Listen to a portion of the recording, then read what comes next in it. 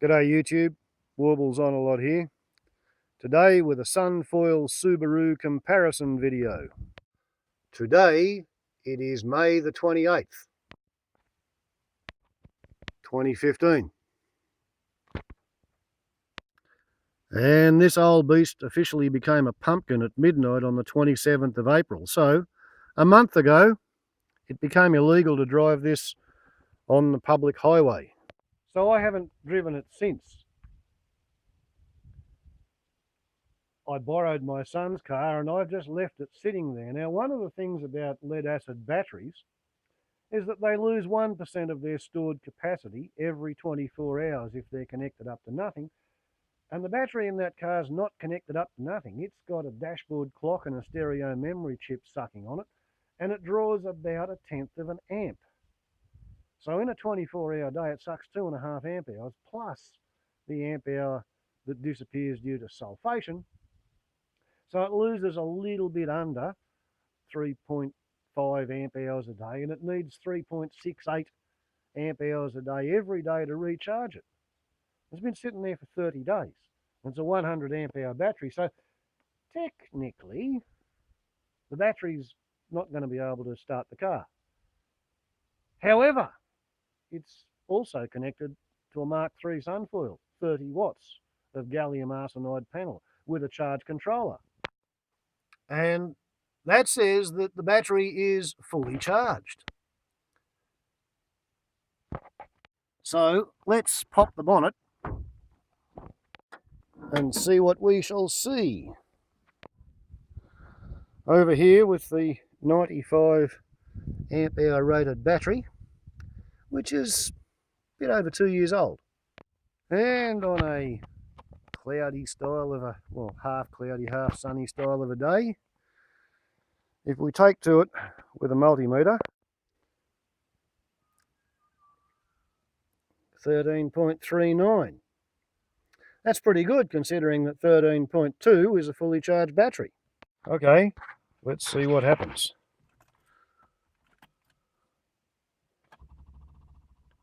Fuel pump working. Have thanked the jury for finding him guilty. Zoe Ford reports. The girl's parents say they're relieved the case is over and their family can finally move on. Turn the radio off. Sorry about that view of the nothing.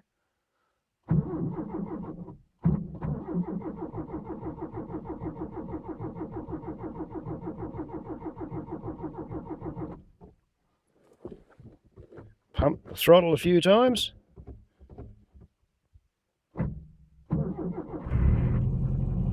There we go. All we had to wait for was for the fuel to pump up to the carburetor.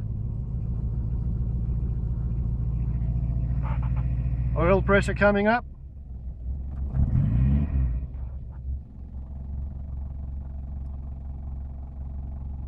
Idling.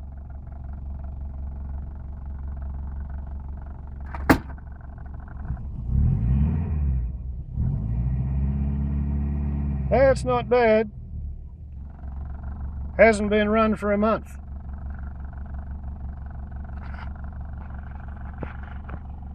And I suppose I can probably reveal this vehicle has a thief-proof ignition.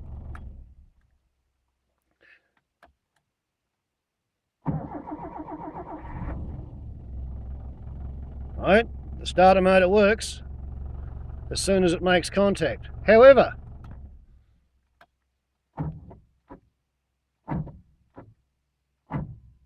if you turn the key too far, current cuts out and it lures the thief into believing that there's a problem. Oh, it's a bit of a pity that voltmeter's decided not to talk to us at the moment.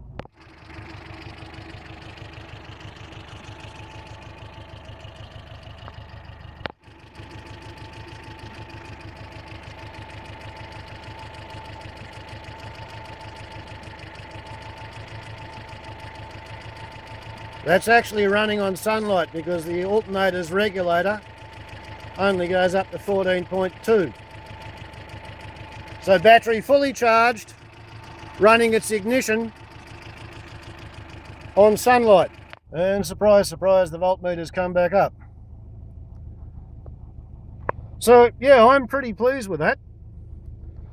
The ancient Subaru started up, not quite first time because we had to pump the carburetor full of fuel, but it started up, no drama, battery's full, tyres are full, radiator's full, everything's right, except it's not registered.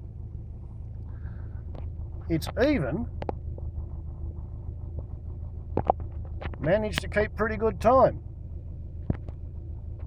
So, there you go, one more reason for having a SunFoil.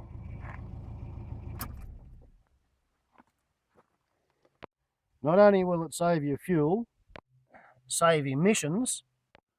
In 4.5 years, this has saved 3 tonnes of atmospheric carbon dioxide, 1,275 litres, approximately $1,800 worth of money. And on a measured acceleration test, when the battery's full, the vehicle accelerates 25% harder and faster and more efficiently. Okay, so I said this was going to be a Subaru SunFoil comparison video. Let's go and have a little bit of a look at the replacement for the 1800 Touring Wagon. That being the 2000 vintage Forester, which I drove home in for its second trip out here. So it's had 3 runs over my dirt superhighway. And it's quite a significant step up. It's 17 years newer. It has a 5-speed gearbox as opposed to the 4 of the old Touring Wagon. And so initially I was led to believe that it had an overdrive cog in the box.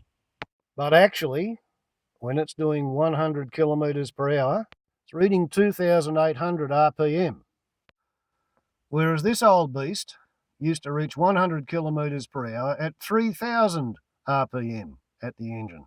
And because I've just been edumacated by driving my son's Holden Rodeo, which is a turbocharged, intercooled diesel, which does have an overdrive, I know that his car was doing 100 kilometres an hour up the road in overdrive at 2,500 RPM. Seems to me that 200 RPM worth of rev drop at 1:1 is not enough to indicate an overdrive, particularly when the old Subaru was running 185 70 R13s, whereas the steel-wheeled Forester is running 205 70 R15s. So the story is, no, it does not have an overdrive cog in its gearbox. It just has 5 cogs between neutral and top gear. Its wheels are simply 8% larger in diameter, larger in circumference, and therefore the engine runs 8% slower at cruise, the same 100 kilometre per hour cruise. I have tried it. If you stick the tachometer needle on 3,000, then you get to be looking at a 108 kilometre an hour cruise, which is enough to get yourself a speeding ticket. Other differences are that this machine is about 300 kilograms heavier. So that's about nearly 20%, say 19% heavier. Instead of 1.8 litres, this one has a 2-litre engine. Run that one again, 19% heavier, 9% greater swept cylinder capacity, 8% bigger tyres and wheels and circumference, and 5 gears on the stick, as well as the dreaded air conditioning, electric adjustable mirrors, electric windows, central locking on the key, rear window washer and wiper and the washer works as well as the wiper. The front seats even have adjustable armrests. Between the one on the door and the one at the central console, it really does feel like an armchair. It even has cruisy of the controllings. And I drove it out here last night, arriving at about 8 o'clock. So let's go and see what the battery's like. Look at it, look at it, look at it. It's not particularly horribly bigger, but it's fuel injected and it's electronically controlled ignition and electronic control of the fuel injection. And therefore, instead of a 50 amp alternator, we have a 75 amp alternator. So that's 1.5 horsepower worth of electricity versus a 50 amp alternator, which is 1 horsepower worth of electricity. And whereas the 50 amp alternator was running on a 2-to-1 step-up drive belt, kind of difficult to see, but that's the drive belt, the drive pulley on the crankshaft, and you can just barely see the bottom of the drive pulley on the alternator, and I make it a 3-to-1 step-up drive belt. But I could be wrong. Let's call it 2.5-to-1 step-up ratio, just on the grounds that if it was 3-to-1, then when you got to your red line at 6,250 RPM at the engine, you would be having 18,750 at the alternator, and I'm pretty sure these things are not supposed to go over 15,000 RPM.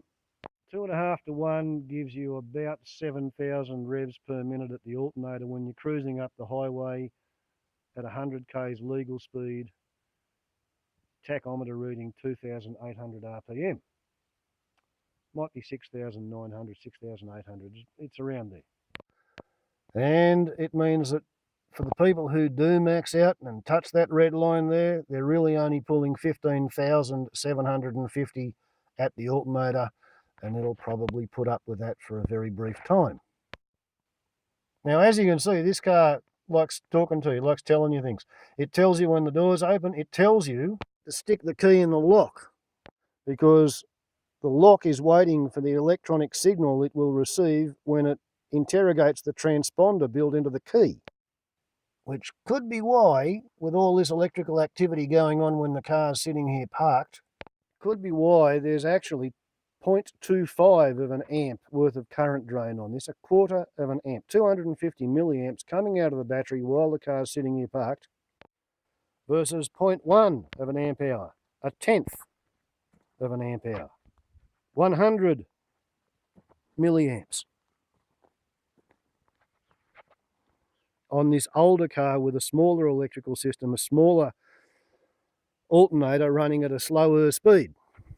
So my feelings are that however much fuel this saved, which was 33.25% of the pre-modification fuel burn, and because 2.66 extra kilometres per litre, as a fraction of 10.66, it's 25%, I claim this is a 25% piston solar hybrid, even though the vehicle itself is 33.25% more fuel efficient, because 2.66 kilometres per litre as a fraction of 8 kilometres per litre is 33.25% further. So what's this thing's battery resting at? 12.31 volts. There we go, 12.3.